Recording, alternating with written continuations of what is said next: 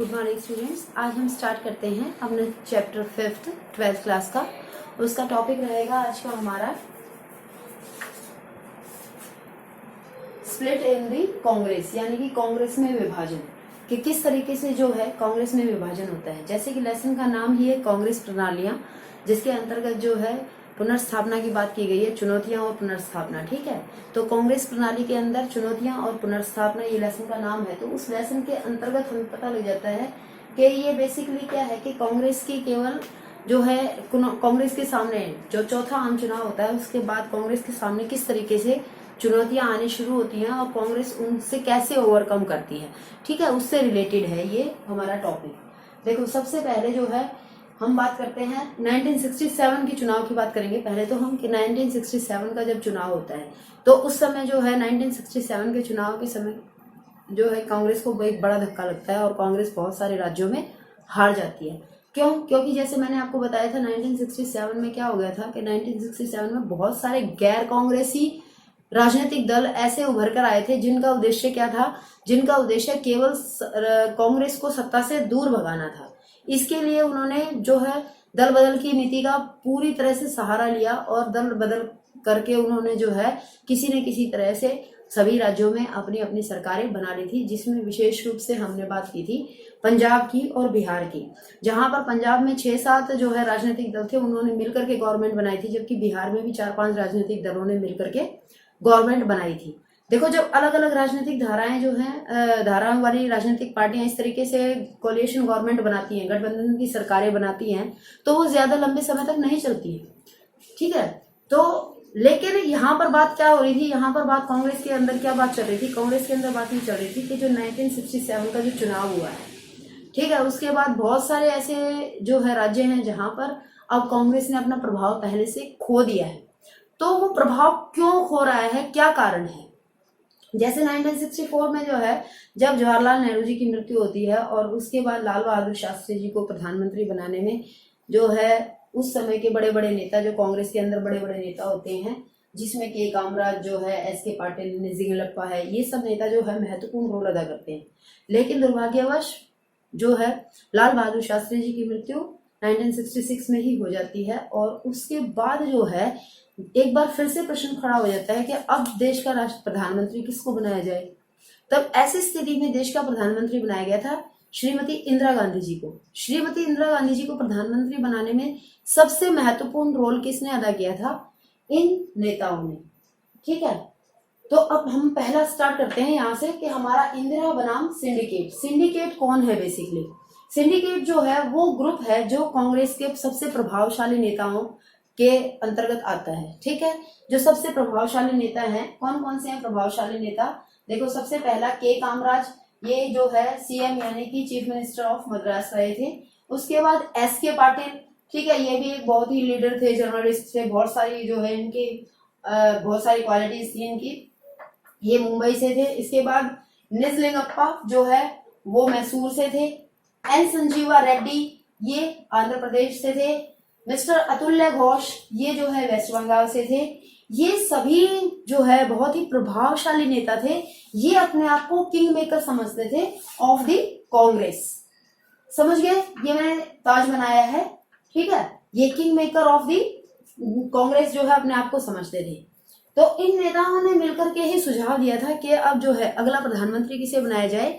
इंदिरा गांधी जी को अगला प्रधानमंत्री बनाया जाए, क्योंकि इंदिरा गांधी जी जो है वो नेहरू की बेटी हैं और प्लस में वो नेहरू जी के साथ जो है विदेशों में आती जाती रहती हैं और राजनीतिक गतिविधियों में उनके साथ जुड़ी रहती हैं, तो उनको कहीं ना कहीं राजनीति की काफी नॉलेज है।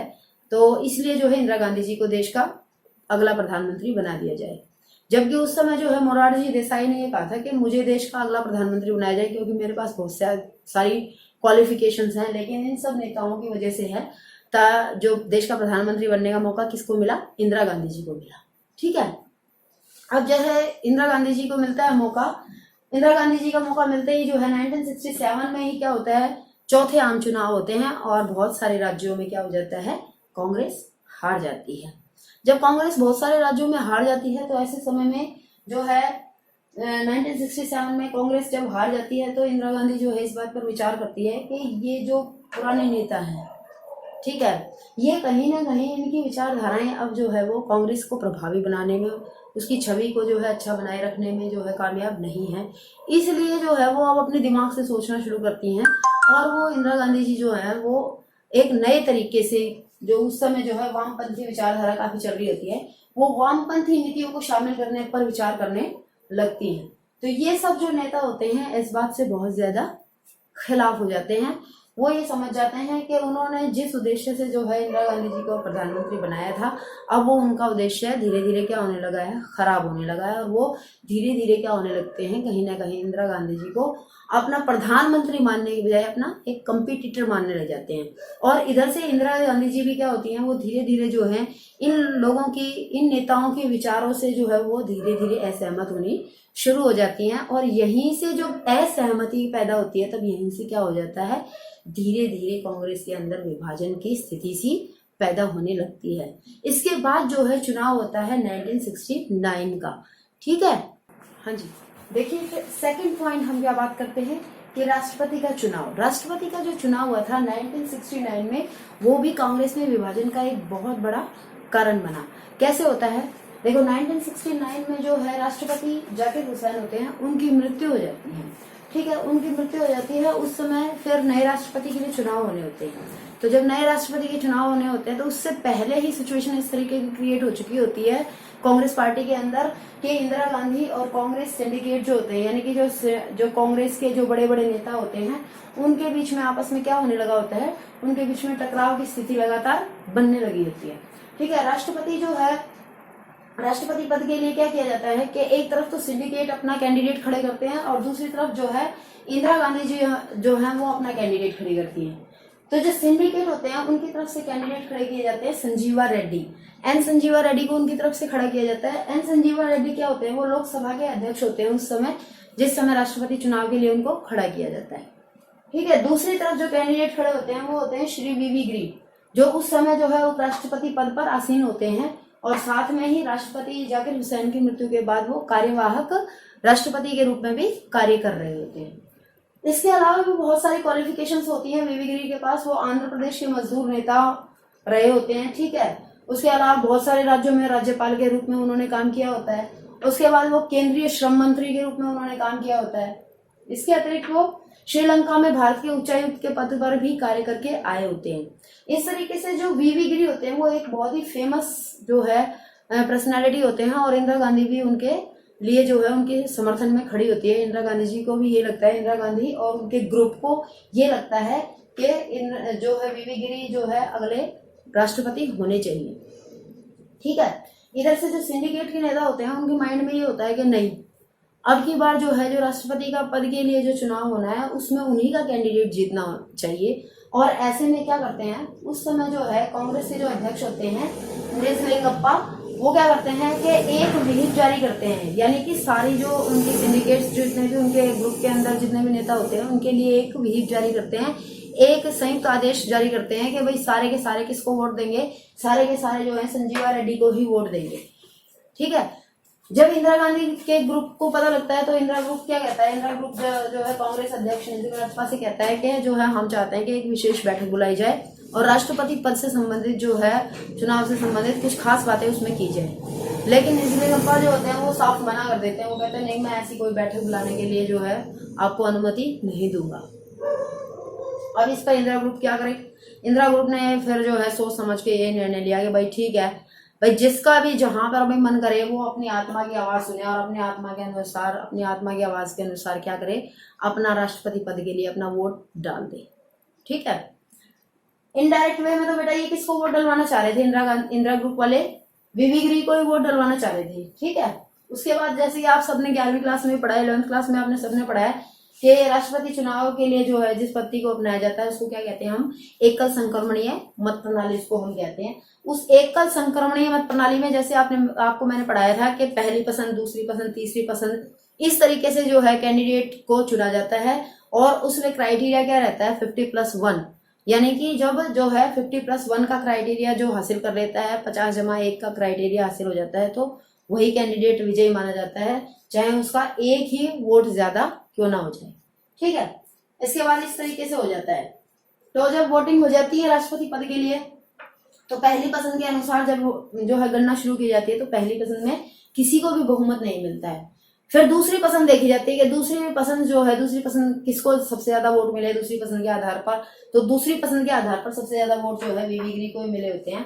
और इस तरीके से फाइनली क्या हो जाता है कि वीवी गिरी को देश का राष्ट्रपति पद पर जो है उसको राष्ट्रपति पद पर आसीन कर दिया जाता है। ठीक है, तो इससे कहीं ना कहीं जो सिंडिकेट्स होते हैं वो बहुत ज्यादा आहत हो जाते हैं, उनको बहुत ज्यादा बुरा लगता है कि भाई वो जो है इस तरीके से इंदिरा ग्रुप जो है उन्होंने वीवी गिरी को प्रमोट किया, वो वीवी गिरी ही फाइनली वोटिंग वो जीत गए, तो वो और भी ज्यादा आपस में उनकी अनबन शुरू हो जाती है। ऐसे में और क्या होता है कि मोरारजी देसाई से जो है वित्त विभाग वापस ले लिया जाता है इसी बीच। तो मोरारजी देसाई भी इस बात से जो है बहुत ज्यादा उनका भी बहुत ज्यादा उनको बुरा लगता है और वो अपना इस्तीफा दे देते हैं, वित्त अपना उसको सरकार को अपना इस्तीफा सौंप देते हैं। उसके बाद फोर्थ पॉइंट देखो, कांग्रेस में विभाजन। जो कांग्रेस में मुख्य फिर बिल्कुल लास्ट मोमेंट हो जाता है, सारा तो देखो इसके बाद ही हो जाता है असली तो 1969 का जो राष्ट्रपति का चुनाव होता है, जाकिर हुसैन जी की मृत्यु के बाद जो चुनाव होता है वीवी गिरी का, उसी में सारा फैसला हो लेता है कि भाई अब तो निश्चित है कि इंदिरा गांधी मतलब कांग्रेस के अंदर विभाजन पक्का है। लेकिन जो है इन सारी घटनाओं के बाद तो और भी ज्यादा पक्का हो जाता है। और क्या होता है कि कांग्रेस के जो अध्यक्ष हैं निजलिंगप्पा जो होते हैं, वो क्या करते हैं कि नवंबर 1969 में इंदिरा गांधी को पार्टी से क्या कर देते हैं, पार्टी से ही निष्कासित कर देते हैं, पार्टी से निकाल देते हैं। ठीक है, इसमें जो है सीधे तौर पे क्या हो जाते हैं, जो बहुत सारे ऐसे नेता होते हैं जो इंदिरा गांधी जी के फेवर में होते हैं और वो सारे इंदिरा गांधी जी के साथ इकट्ठे हो जाते हैं। ठीक है, इस तरीके से कुल मिलाकर के कांग्रेस में विभाजन हो जाता है। कांग्रेस दो पार्ट्स में बढ़ जाती है। पहली तो कांग्रेस संगठन जिसके अंदर सिंडिकेट्स थे, ठीक है, जिसको पुरानी कांग्रेस के नाम से जाना जाता था। दूसरी थी जिसके अंदर इंदिरा गांधी थी और उनका ग्रुप के नेता थे, उसको कांग्रेस सत्ता, ठीक है, कांग्रेस रूलिंग के नाम से जाना जाता था, जो नई कांग्रेस के नाम से भी जिसको जाना जाता था। ठीक है, जो पुरानी कांग्रेस थे उसमें मुख्य नेता कौन कौन थे, पूंजीपति थे, उद्योगपति थे और जितने भी धनिक वर्ग थे वो सारा जो है सिंडिकेट कांग्रेस के अंतर्गत आता था। यानी कि ये सब इनका समर्थन करते थे, पूंजीपतियों का, धनिकों का और बड़े बड़े उद्योगपतियों का। जबकि इंदिरा गांधी को ये पता चल चुका था कि 1967 के चुनाव के बाद ये पता चल चुका था कि अब जो है अगर आगे सत्ता में बना रहना है तो हमें क्या करना पड़ेगा, हमें गरीबों की आवाज़ को सुनना पड़ेगा, हमें समाजवादी जो है स्ट्रक्चर उसको लेके आना पड़ेगा। इसलिए जो है इंदिरा गांधी ने अपने विचारधारा में परिवर्तन किया और वो गरीबों की समर्थक बनी और समाजवाद के पक्ष में उसने अपने विचार रखने शुरू किए। ठीक है, इस तरीके से जो है ये कांग्रेस के विभाजन का अपना टॉपिक कंप्लीट होता है। आई होप आपको अच्छे से समझ में आ रहा होगा, कोई प्रॉब्लम नहीं होनी चाहिए इसको। बस ये समझने के लिए जो है सबसे ज्यादा जरूरी है कि आप इसको थोड़ा सा इस तरीके से समझ लीजिए कि आपको जिससे माइंड में सारी स्टोरी क्लियर रहे, आप गड़बड़ ना करें। जो शुरू में मैंने आपको बताए थे king maker of the Congress के जो 4-5 मुख्य नेता, 5 मुख्य नेता, उनमें से एटलीस्ट आपको 3 नाम तो याद कर ही लेने चाहिए।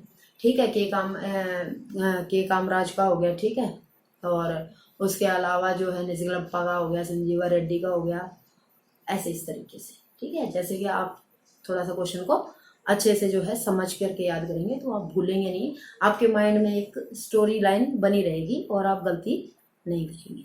ठीक है, thank you all of you, best of luck.